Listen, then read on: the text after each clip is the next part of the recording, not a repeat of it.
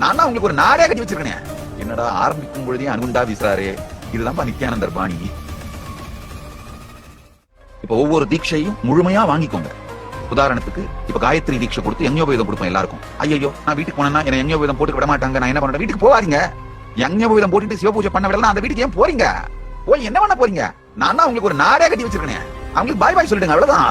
மேன்மைகள் சைவநீதி விளங்குக உலகமெல்லாம் அப்படிங்கிற காரணத்துக்காக தான் இந்த கைலாசம் நாடே பண்ணி வச்சிருக்கேன்.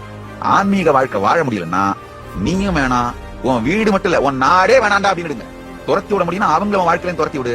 முடியலன்னா நீ ஓடி வந்துரு, அவ்வளவுதான். என்னடா ஆரம்பிக்கும் பொழுதே அனுகுண்டா வீசுறாரு. இதுதான் நித்யானந்தர் பாணி. நம்ம அனுபவியத்தானப்பா நாம உங்களுக்கு சொல்ல முடியும். ஐயா, நெயில் பாலிஷ் பண்றது கத்து கொடுக்குற குரு நான் இல்லைங்க.